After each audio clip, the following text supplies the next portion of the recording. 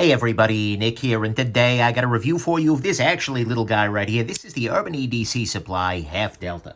Now, first off, in the name of full disclosure, this guy was sent to me as a loaner by the manufacturer. This is a prototype as they're getting ready for their full production run.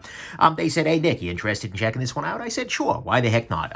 Went ahead, check it out. But I told them, as always, I'm going to talk about the good, the great, the bad, the ugly. It might be a gem, might be junk. They still sent it along. Nonetheless, we do have to assume this is the very best quality controlled one of these guys ever, and I'm doing my best not to let that affect the nature or quality of my review.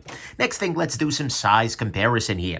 Size comparison-wise, this is not a very large knife. Here it is against the Spyderco Delica. So we see here, this is substantially smaller than the Delica. Here it is against the Spyderco PM2. Yeah, not particularly large. And here it is against the Ontario Rat number 2.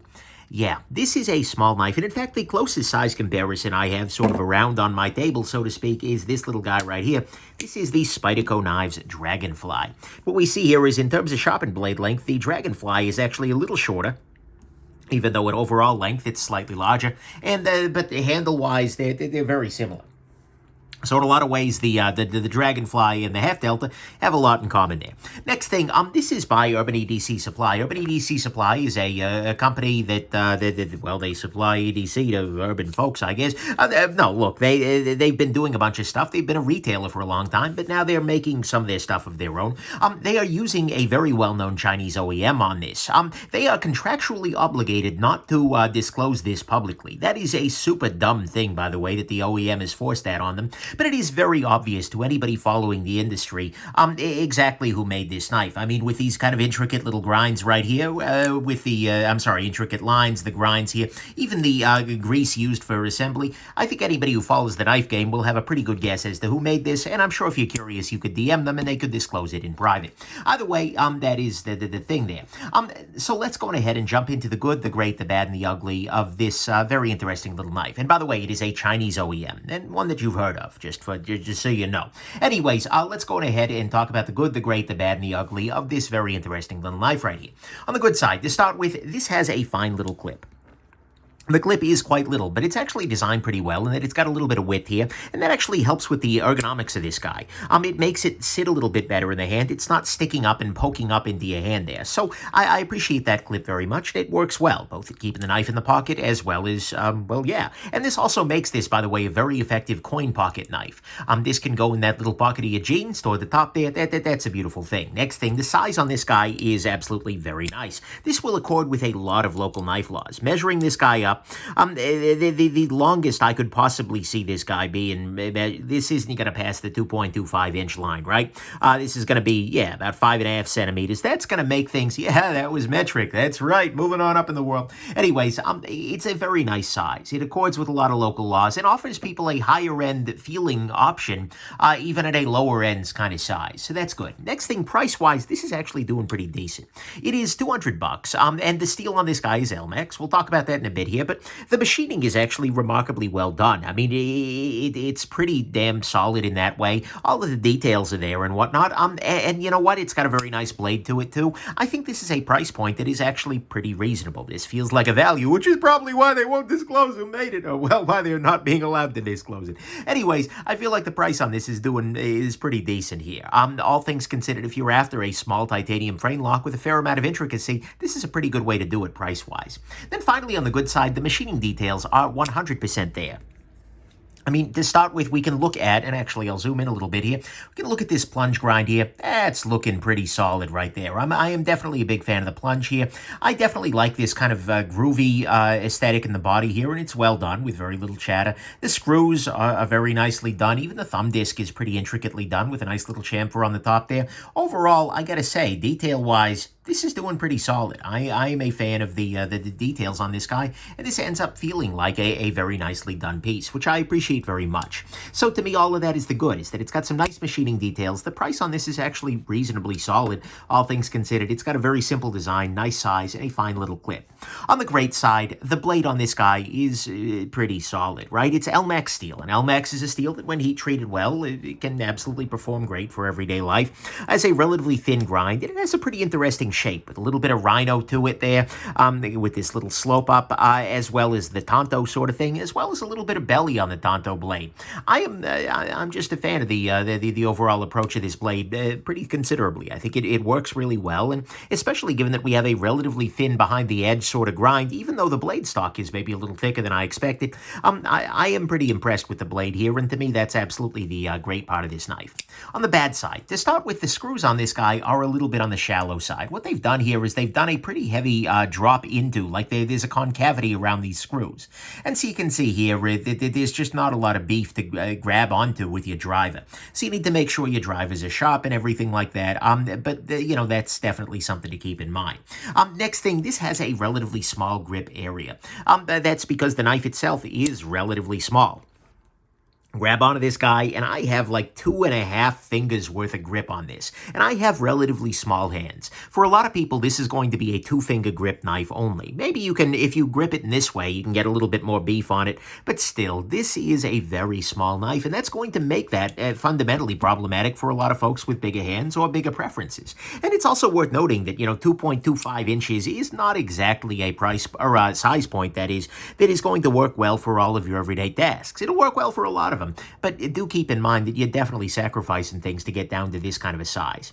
Next thing, this is using a thumb disc opening method. A thumb disc is not so fundamentally different from a thumb stud sort of arrangement, like you would see here on the Rat 2 here, where you have something sticking off the side. It just does that using a disc, and what that allows is that this cutout can be a little bit smaller because it doesn't have to accommodate the diameter of a stud, just this thin part up here. But honestly, thumb discs aren't something I particularly like, and for a couple of reasons. One, it can complicate sharpening, especially if you're using a clamped sharpening system. It limits the number of places you can put that clamp on. Also, depending on how you're sharpening it, it can be problematic in that the sides of the thumb disc can get caught up on that. This should be removable. I didn't try to do that because it's not a thing I need to remove right now. But you might have to remove that thumb disc to do things like sharpening and other kinds of maintenance. And honestly, the bigger issue is I'm yet to hear an argument as to why a thumb disc is better than a thumb stud. I just don't see it. It doesn't make sense to me. And so there you go. Then finally, on the bad side, the deployment on this guy is super lock bar sensitive, right? I've definitely gotten better with it, but if you have the wrong amount of pressure pushed down on this lock bar, and the lock bar is very much exposed here, but if you've got the wrong amount of pressure, it'll either open too... right there. Okay, see, right there, my index finger is on the lock bar. It'll open too slowly if you're trying to thumb it out, or... there we go. See, I needed a little bit more tension to engage the detent. Or if you're trying to flick it, sometimes that won't work. Basically, this has a learning curve to open it effectively. I've gotten better at it as I've handled it more, but the consequence of this thumb disc, that is, which makes it just a little bit harder to pop this guy open normally. I don't have all that much purchase on this guy. Combined with the overall geometry here, having this disc relatively low, means that this has definitely got a learning curve to open. Like I said, I got better with it as I've been doing it, but I definitely need to give it a little bit of wrist most of the time, even when I'm trying to do a flick out sort of arrangement. If I get it right, I can get it right, but that's probably something you're going to have to learn a little bit. So there is definitely a learning curve to opening this knife in this particular way, as well as to using this thumb disc here. So to me, at least, all that is the bad, is that the deployment is very sensitive to lock bar pressure and things like that. The thumb disc is going to complicate deeper cutting. Oh, and that's the other thing with the thumb disc, is if you're trying to cut into something like a piece of cardboard and it touches this thumb disc, your cutting stops, right? This blocks the cutting pretty fundamentally for a pretty solid, like 1/6 of the knife, something like that. That's not ideal either. But it's got a small grip area, and the screws on it are pretty shallow. On the ugly front, about the knife, there's nothing particularly ugly, but do not disclose the OEM contract. That is just dumb. Look, I would encourage other makers that if you're asked to sign such a thing, just laugh audibly as you move on to the next OEM. There is no company that is hot enough to be that crazy, right? The transparency about sourcing, as well as the kinds of price points that a factory is capable of, is really important. Sunlight is the best disinfectant, and factories that try to obscure that kind of thing, no matter their motivation, should be heavily discouraged. That's not really about this knife at all. It's just a little rant that slipped in there, but nonetheless, it's a little bit ugly that they're not able to publicly share this information, even though it's pretty obvious to pretty much everybody. So, to me at least, that part's ugly, but that's not about this knife at all. On the final conclusion front, this is a very nice little knife in a lot of ways. It's got a good clip, a legal size, a decent price with great details, and an excellent blade. The screws are a little bit shallow. There's very little grip here, just because the knife itself is quite small. Thumb discs aren't a great choice, and the deployment definitely has a learning curve. It's a little bit more difficult to get used to than a lot of deployment methods, although, again, I'm getting better. But those are kind of the downsides to this. In summary, though, this is absolutely not for everybody. A number of people, all I'd need to do is show them this right here, and they'd be like, nope, I'm out. I mean, this is a very, very small knife, and so if you have big hands, this might not be a great choice for you. If you have big needs, frankly, if you just do a lot of cutting, this is absolutely not going to be a thing, but I can see this being very appealing to one particular group of people. Every so often, I will get a message from somebody. I think most recently, a buddy of mine is moving, I think, to Japan or something like that. And he said, Nick, I'm looking for something, because they've got very restrictive laws. Nick, I'm looking for something with a blade that is relatively short, but that still feels really high-end. That still feels like a really nice, something I'd feel really proud to carry. And I think they have nailed that right here. This is very firmly addressing that need because it's providing machining that is frankly excellent. This is great machining. The whole thing is made with very, very high precision. The whole thing is made just beautifully. But it's addressing that. It's giving a good steel, it's giving a really nice choice, and it's giving a price point that I don't feel like makes this completely and totally out of line, right? I mean, there are high-end customs you can get at that kind of price point at this kind of size. But, oh boy.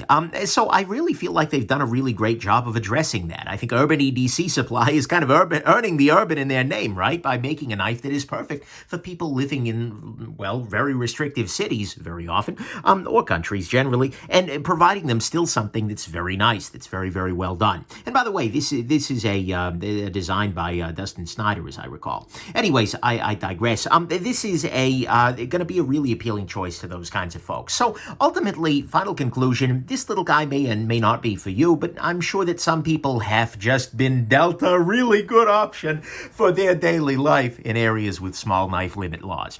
Anyways, hope this has been interesting to you and that you have yourselves an absolutely wonderful rest of your day. Bye now.